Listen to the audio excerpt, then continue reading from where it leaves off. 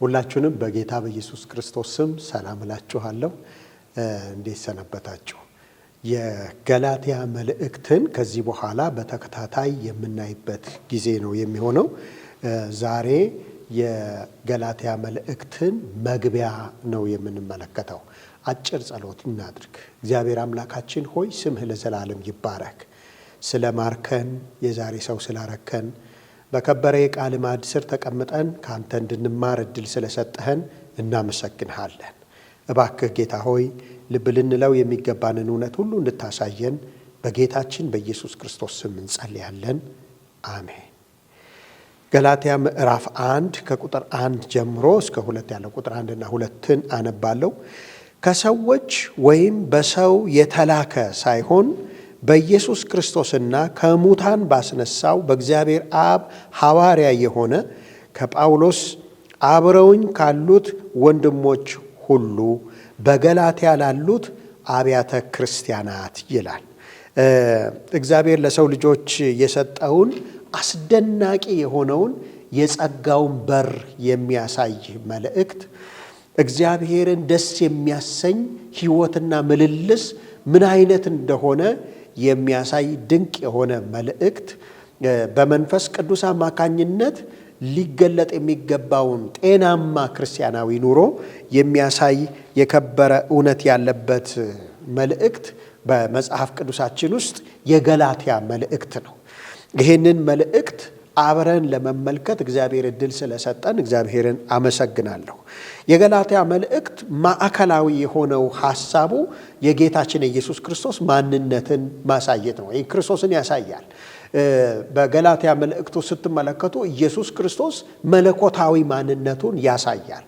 በተደጋጋሚ የሚያነሳው ልጁ የሚለውን ቃል መሲሁ የእግዚአብሔር ልጅ እንደሆነ የሚያሳይ ቃሎች ያሉበት መልእክት ነው የገላትያ መልእክት። ስለዚህ የክርስቶስን መለኮታዊነት ያሳያል። የመስቀሉን ማዕከላዊነት ሰው ለመጽደቅም ለመዳን እንደገናም ደግሞ መንፈሳዊ ፍሬ ለማፍራትም መስቀሉ ማዕከላዊ ስፍራ እንደሆነ በተደጋጋሚ ያሳያል። ገና ከመጀመሪያ ጀምሮ እስከ መጨረሻው ምዕራፍ 6 ላይ ስትመለከቱ ጭምር ጤናማ የክርስትና ሕይወት መስቀሉን በአግባብ ከመመልከት መስቀሉን ከመሸከም እና በመስቀል ከመመካት ጋራ በማያያዝ በጣም ውብ በሆነ ሁኔታ የሚገልጥ መልእክት ነው። የገላትያ መልእክት ስለ መንፈስ ቅዱስም በጣም ድንቅ የሆነ ትምህርት ያስተምራል። መንፈስ ቅዱስ በጌታ በኢየሱስ ክርስቶስ ባመንን ቅጽበት በእኛ ውስጥ እንደሚያድር የሚነግረን መልእክት ነው። መንፈስ ቅዱስ ከእግዚአብሔር ጋር የአባትና የልጅ ግንኙነት እንድናደርግ የሚረዳን መለኮታዊ ወይም እግዚአብሔር እንደሆነ ያሳየናል። መንፈስ ቅዱስ ጤናማ የሆነው መንፈሳዊ ፍሬ እያፈራን እግዚአብሔርን ደስ የሚያሰኝ ሕይወት መኖር የምንችልበት አቅማችን ብርታታችን እንደሆነ የሚያሳየን መልእክት ነው። ስለዚህ ስለ መንፈስ ቅዱስም በጣም አጠንክሮ የሚናገር በጣም የከበረ መልእክት ነው። ስንገባበት የበለጠ ይሄንን እንመለከታለን። ዛሬ ከኔ ጋር አብረን የምንመለከተው የጌታችን የገላትያ መልእክት ታሪካዊ ዳራን ነው የምንመለከተው። መጽሐፍ ቅዱስ በተለይ መልእክታትን ስትመለከቱ ሁሉም የተጻፉበት ታሪካዊ የሆነ ሁኔታ አለ። የተጻፉበት ሰዋሰዋዊ አገላለጾች አሉ። እነኚህን መረዳት መልእክቱን ለመረዳት በጣም ቀዳሚ ነገሮች ናቸው እና በጣም ወሳኞች ናቸው። ስለዚህ በጣም ይህን ወሳኝ የሆነውን ነገር አብረን እንመለከታለን ማለት ነው። የገላትያ መልእክት ጸሐፊ በተመለከተ ጸሐፊው ራሱን 2 ጊዜ ገልጿል። በመልእክቱ መጀመሪያ ላይ ራሱን ጳውሎስ እንደሆነ ቁጥር 1 ላይ ይናገራል፣ ምዕራፍ 1 ቁጥር 1 ላይ። እንደገናም ደግሞ በመልእክቱ መጨረሻ አካባቢ ምዕራፍ 5 ቁጥር 2 ላይ ደግሞ ጳውሎስ ነኝ ብሎ ራሱን አስተዋውቋል።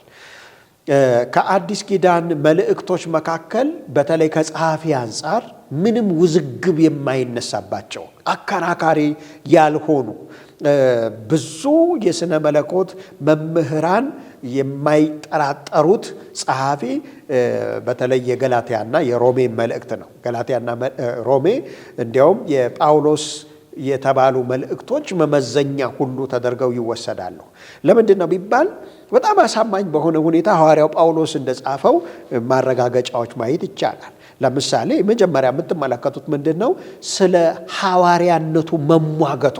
እሱ በእግዚአብሔር አብ የተጠራ ሐዋርያ እንደሆነ ሰው ሳይሆን እግዚአብሔር እሱ ሐዋርያ እንዳደረገው በጣም አጠንክሮ ሲሟገት ትመለከታላችሁ። እንዲህ አይነት ሙዝግብ ውስጥ ወይ ሙግት ውስጥ በጳውሎስ ስም የጻፈ ሰው ሊገባ ስለማይችል ማለት ነው። ሌሎችም ነገሮች አሉ። ለምሳሌ የገላትያ መልእክት ወይም ይሄ መልእክት የተጻፈላቸው ሰዎች መጀመሪያ ወንጌል ሲቀበሉ የነበሩበትን ሁኔታ ባህሪያትን ሁሉ እየገለጠ ማሳየቱን ስትመለከቱ የዚህ መልእክት ጸሐፊ ሐዋርያው ጳውሎስ ነው ያሰኛል። ሌላው የጻፈበት ሙግታዊ አጻጻፍ ከመጀመሪያው ክፍለ ዘመን ወይም እስከ 70 ዓመተ ምህረት በነበረው ውስጥ በጣም ታዋቂ የነበረ ሙግታዊ ለሌሎች እውነትን የማስረዳት ጥበብ ነው እና በኋላ እየጠፋ የመጣ ነው። ስለዚህ በእንደዚህ አይነት ሙግት መልእክቱን ማስረዳቱን ስትመለከቱ ሐዋርያው ጳውሎስ እንደጻፈው ለመጠራጠር አይመችም።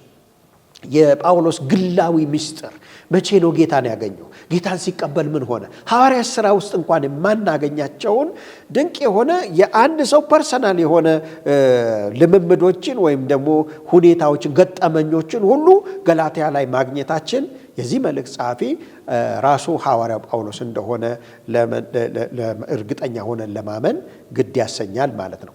ሌላው የሁለተኛው ክፍለ ዘመን ላይ በቤተ ክርስቲያን ውስጥ በመሪነት የሚታወቁ የእግዚአብሔር ሰዎች እነ ክሌመንት፣ እነ ፖሊካርፕ፣ ኢራኒየስ፣ ክሌመንት የእስክንድሪያው እነኚህ ሰዎች በጻፏቸው ደብዳቤዎች ላይ ከዚህ መልእክት ላይ በመጥቀስ ጳውሎስ እንደጻፈው ስለተናገሩ ይሄ መልእክት በሐዋርያው ጳውሎስ እንደተጻፈ ውስጣዊም ደግሞ ውጫዊ የሆኑ ማስረጃዎች ያረጋግጣሉ ማለት ነው።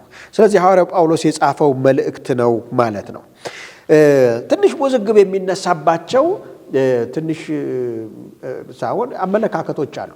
የተለያዩ አመለካከቶች አሉ። ተደራሲያኑ እና የተጻፈበት ዓመተ ምህረት እና ቦታ ሙግቶች አሉ። የተለያዩ አመለካከቶች አሉ። በነገራችን ላይ እነኚህን አመለካከቶች ስትመለከቱ በመልእክቱ ውስጥ የተጻፈውን ወይም የገላትያ መልእክት ጭብጥ የሆነ ነገር ላይ ይሄን ያህል ለውጥ የሚያመጡ አይደሉም። የመለኮት ቃል ነው። እዚህ ውስጥ ያለውን የጌታን እውነት ለመመርመር ለመፈተሽ እና ውስጥ ያለውን ከራስ ጋር ለማዛመድ እነኚህ ብዙ ውሃ የሚያነሱ ነገሮች አይደሉም። ግን እንደ ተማሪዎች ደግሞ አመለካከቶቹን የግድ እንመለከታቸዋለን። ተደራሲያኑን በተመለከተ በተለይ ገላትያ የሚባለው ግዛት ካርታው ላይ የመጽሐፍ ቅዱስ ላይ በተለይ አዲሱ መደበኛ ትርጉም ላይ በጀርባ ታገኙታላችሁና ካርታው ላይ እንደምትመለከቱት ሰሜናዊው ግዛት የገላትያ ሰሜን ገላትያ የሚባል ነበረ። እነዚህ ሴልቲክ አይነት ህዝቦች ናቸው። በኋላ ግን በ25 ዓመተ ዓለም ላይ ይህንን አካባቢ ሮም ስትቆጣጠር ይህንን ሰሜን ገላትያ ተብሎ የሚታወቀውንና ከታች ደቡብ ገላትያ ላይ የምታያቸውን ታናሿ ኤስያ ተብለው የሚታወቁትን እነሱን አንድ በማድረግ በዚህ ስያሜ ይጠሯቸው እንደነበረ ታሪክ ይናገራል። እና ይሄ መልእክት የተጻፈላቸው ገላትያውያን እነማን ናቸው የሚለው ሁለት አይነት ሙግቶች አሉ። እና አንደኛው ሙግት ምንድነው? ሰሜን ገላትያ ነው። ይሄ ጥንታዊው አመለካከት ነው። ሰሜን ገላትያውያን የተባሉት ሰዎች በተለይ በ55 አካባቢ በታሪክ ሐዋርያ ሥራ ላይ በማናገኘው ዘገባ ጳውሎስ በወንጌል የደረሳቸው አብያተ ክርስቲያናት ናቸው ብለው ያምናሉ።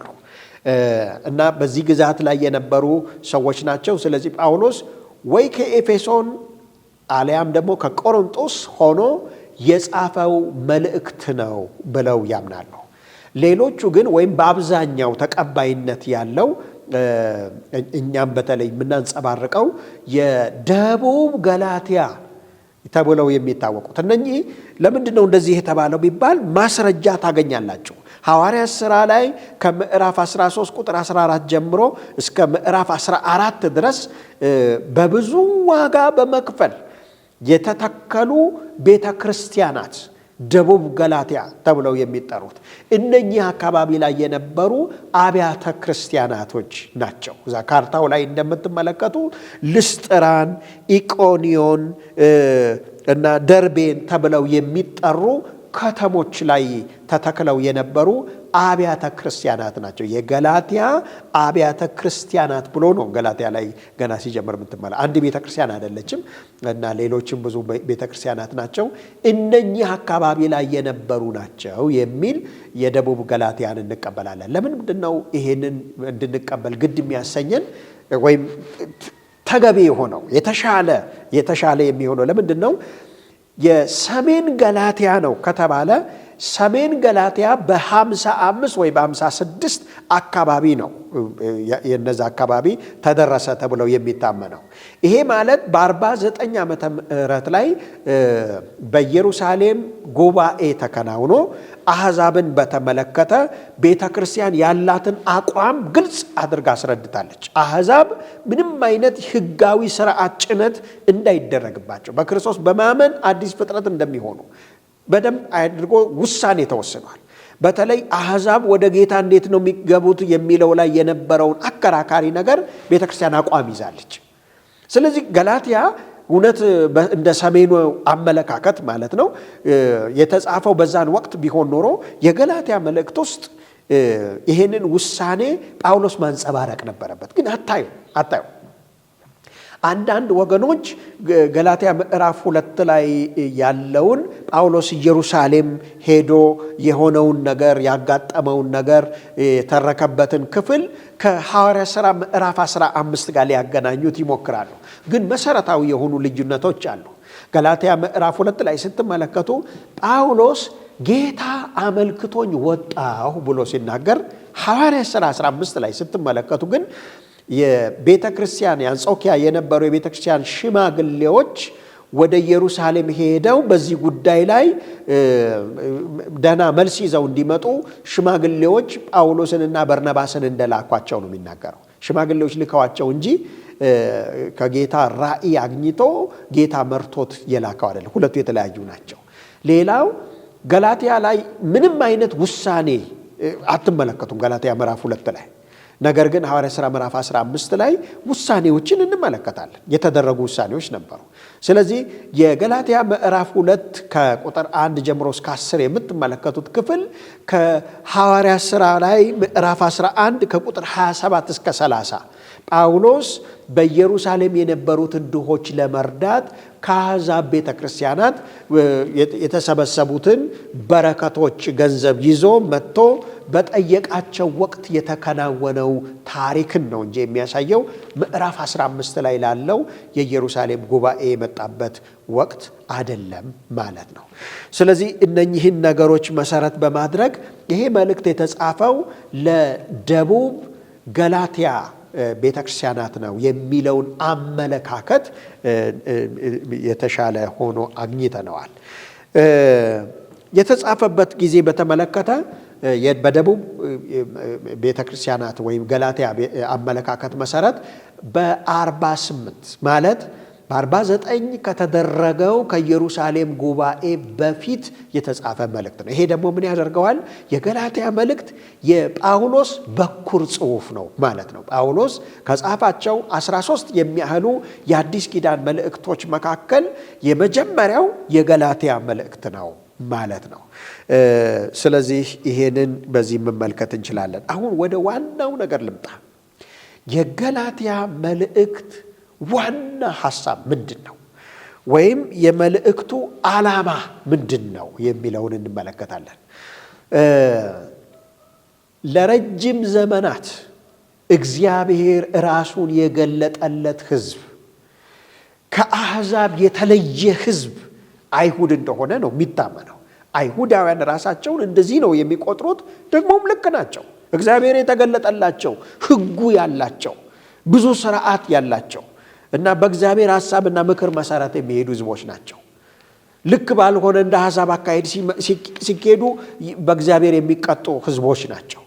አሁን ተመልከቱ፣ አዲስ ዘመን መጣ። አዲስ ኪዳን በክርስቶስ ኢየሱስ በማመን የሚዳንበት በእምነት የሚዳንበት የክርስትና ወንጌል መጣ።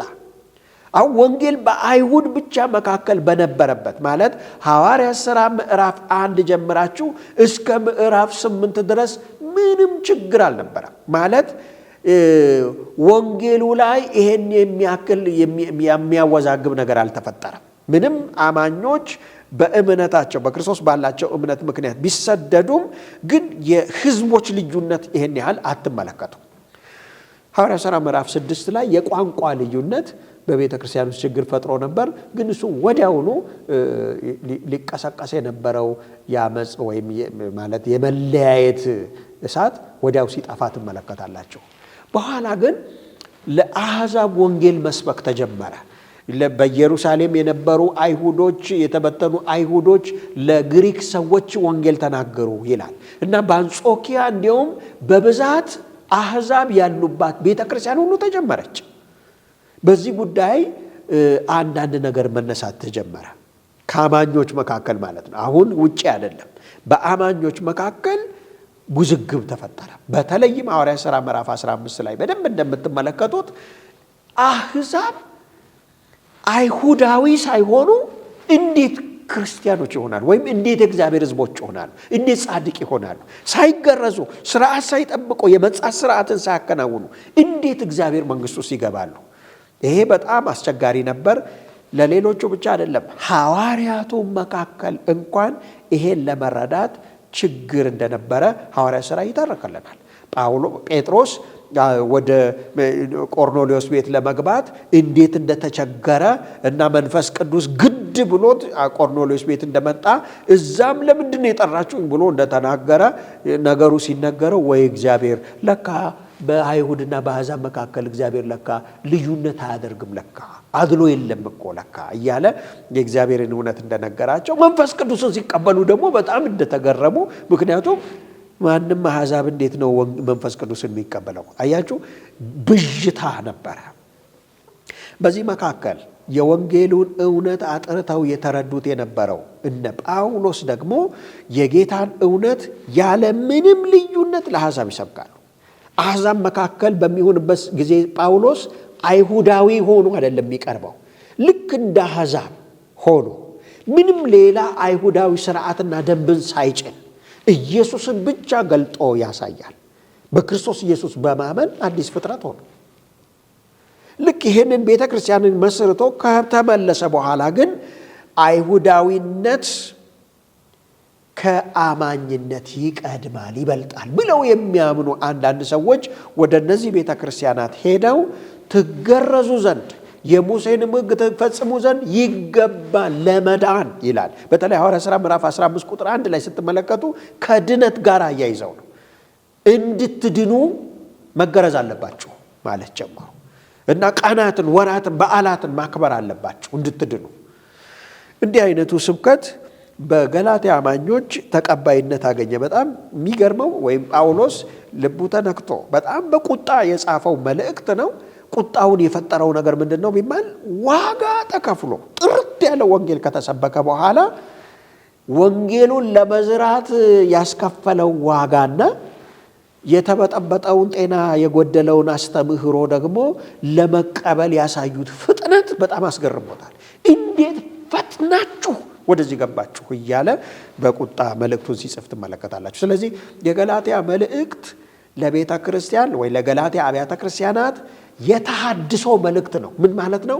ወደ ቀደመ ቦታችሁ ተመለሱ የሚል ጥሪ ለማድረግ የተጻፈ መልእክት ነው። ይሄ መልእክት በተለይ ለእኛ ዘመን ያለውን ጠቀሜታ ላንሳ። በእኛ ዘመን ስትመለከቱ በእርግጥ የእኛ ዘመን ማለት ብቻ አይቻልም። ነገር ግን ቤተ ክርስቲያን በተተከለችበት ቦታ ሁሉ የሚገጥማት ቻሌንጅ ሁለት ተግዳሮቶች አሉ። የመጀመሪያው ተግዳሮት ምንድን ነው? ሌጋሊዝም ወይም ሕገኛነት። እግዚአብሔርን ደስ ለማሰኘት ብለው ሰዎች እላቸው ላይ የሚጭኑት ሕገኛነት፣ ስርዓቶች፣ ደንቦችን እግዚአብሔርን ደስ ለማሰኘት። ልብ አድርጉ፣ በክርስትና እውነት ውስጥ ጸሎት ተነግሯል፣ ጾም ተነግሯል፣ የጌታን እውነት ለሌሎች መናገር ተልእኮ ሆኖ ተሰጥቶናል። ነገር ግን እግዚአብሔር እነኚህን ሳደርግ ነው የሚደሰተው፣ እነኚህን ካላደረግኩ እግዚአብሔር በእኔ በጣም ያዝናል፣ ከጌታ ጋር ያለኝ ግንኙነት በሚል መንፈሳዊ ሕይወትን ልዩ ልዩ ስርዓትን እላቸው ላይ በመጫን የሚያስተምሩ ሰዎች በየዘመናቱ የጸጋው ወንጌል እንቅፋት ይሆናሉ። እግዚአብሔር ከኛ ጋር ያለው ግንኙነት መሰረቱ ኢየሱስ ክርስቶስ ነው። ኢየሱስ ክርስቶስ ነው። ከክርስቶስ ጋር ያለን ግንኙነት ጤናማ ሲሆን እነኚህ ነገሮች ሕይወቶች ናቸው። አሁን ቅድም ያነሳኋቸው ነገሮች ሕይወቶች ናቸው። መጽሐፍ ቅዱስ ማጥናት፣ ቤተ ክርስቲያን መሄድ ሕይወቶች ናቸው እንጂ እንደ ግዳጅ የምፈጽማቸው ነገሮች አይደሉም በፍጹም። ግን ሰዎች አሁን ቅድም ያልኩት ሕገኝነት ውስጥ ሲገቡ ግን ምን ያደርጋሉ? በዚህ ነገር መመጻደቅ ካደረጉት ይመጻደቃሉ፣ ካላደረጉት ይኮነናሉ። እንደዚህ ይሆናሉ ማለት ነው። ይሄ የቤተ ክርስቲያን አንዱ ተግዳሮት ነው። ሁለተኛው የቤተ ክርስቲያን ተግዳሮት ደግሞ አንቲኖሚናሊዝም የሚባለው ወይም ሕግ አልቦነት። ሕግ አልቦነት በጸጋ ስለዳንኩኝ ሕግን ለመፈጸም አልገደድም፣ ባላረገውም ደህንነቴን አይነካውም የሚል ልቅ የሆነ ሕይወትን የሚያስተምሩ ሰዎች የቤተ ክርስቲያን ወይም የወንጌሉ እንቅፋት እንደሆኑ ማየት ይቻላል። በጸጋ ድነናል፣ አርነት አለ በጸጋው ማለት ልቅ መሆን ማለት ፈጽሞ አይደለም። ከሕግ ጋር በተገናኘ ክርስቲያንና ሕግ ምን አይነት ግንኙነት ሊኖረው ይገባል የሚለውን የገላትያ መልእክት በጣም ግሩም በሆነ ሁኔታ ነው የሚፈታው። በተለይ ምዕራፍ 5 ቁጥር 13 ላይ ስትመለከቱ ኢየሱስም ያስተማረው ማለት ነው። ከትእዛዛት ሁሉ የሚበልጠው ትእዛዝ እዚህ ጋር ታገኙታላችሁ። ገላትያ ላይ ትመለከታላችሁ። እግዚአብሔርን መውደድ፣ ባልንጀራን እንደራስ መውደድ።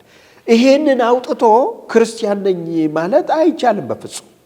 ስለዚህ ለጸጋን ርካሽ በሆነ መንገድ የሚገልጡ ሰዎች ጥሩ መፍትሄ የገላትያ መልእክት ነው እና ይሄ ገላትያን በጋራ ማየታችን ጠቃሚነቱ ምንድን ነው የሚባል የወንጌልን እውነት አጥርተን እንድናይ ይረዳናል። የገላትያን መልእክት ስንመለከት በእውነት እኔ በቤተ ክርስቲያን ውስጥ በተለይ የተሐድሶ ዘመን አባቶች ተብለው 15ኛው ክፍለ ዘመን ላይ የሚጠሩ በጣም በሕይወታቸው ትልቅ ሚና የነበራቸው የመጽሐፍ ቅዱስ ክፍሎች መካከል ገላትያና ሮሜን የሚያክል የለም። ማርቲን ሉተር በተደጋጋሚ ገላትያን በተመለከተ የተናገራቸው መልእክት የኔ ኬቲ ማለት ነው ይላል። ኬቲ ሚስቱ ነች እና የኔ ኬቲ ነው፣ ከገላትያ ጋር ተጋብቻለሁ ይል ነበረ እና መልእክቱ የኔ መልእክት ነው። በጣም የተቆራኘ ነገር ነበረው። ልብ አድርጎ አሁን በእኛ ባለንበት ዘመን አይደለም የምታዩት። በዛ ዘመን ተመልከቱትና የነበረው ተግዳሮት በጣም ከባድ ነው። በፊቱ የቆመው ኃይል እጅግ በጣም ጉልበት ነው። እሱን ወደ ኋላ ለመመለስ የተጀመረውን የወንጌል እሳት ለማዳፈን የተነሳው ጉልበት በጣም ኃይለኛ ጉልበት ነው። ሞት ይምጣ ካስፈለገ ወደ ኋላ አልልም እንዲል ያደረገው አቅም የሰጠው ነገር ምንድን ነው ብትሉ ይሄ መልእክት ነው። የገላትያ መልእክት በቤተ ክርስቲያን ታሪክ ውስጥ ትልቅ ባለውለታ ነው። ከተኛችበት ቤተ ክርስቲያን ደጋግሞ ያነቃ ነው እና መግቢያ ላይ እኔ በእውነት የልቤ ጥማት ውስጣችሁ እንዲፈስ የምፈልገው ነገር እግዚአብሔር በዚህ መልእክት የቅዱሳንን ልብ ሁሉ ያነቃቃል። ለወንጌል የምንጨክንበት በተለይ በዚህ በፍጻሜ ዘመን ላይ እንዳንተኛ፣ እንዳናንቀላፋ፣ ለወንጌል እውነት እንድንነቃ፣ እንዳናመቻምች፣ ከሌሎች ጋር እንዳንቀላቀል፣ ለመንፈስ ቅዱስ የተመቸን እንድንሆን፣ ወንጌሉን አጥርተን ማየት እንድንችል፣ በየሶሻል ሚዲያው የሚሰበኩ ስብከቶች እኛን ይዘውን እንዳይወስዱ ጥርት ያለ የእግዚአብሔር እውነት በልባችን ውስጥ እንዲኖር ካስፈለገ የገላትያን መልእክት በአግባብ ማየት ማጥናት ወሳኝ ነው እና እግዚአብሔር በዚህ በረከት ይባርከን። እንጸልያለን። እግዚአብሔር አምላክ ሆይ ስምህ ለዘላለም የተባረከ ይሁን። ጌታ ሆይ ይህንን መልእክት እንድናጠና ስላመቻችህልን እድል ስለሰጠህን እናመሰግንሃለን። እባክህ ጌታ ሆይ የምንታነጽበት የምንለወጥበት እግዚአብሔር ሆይ ለፈቃድህ የምንነቃቃበት መልእክት እንዲሆንልን በጌታ በኢየሱስ ክርስቶስ ስም እንጸልያለን። በሁሉ አንተ ብቻ ክበር። በጌታ በኢየሱስ ክርስቶስ ስም አሜን።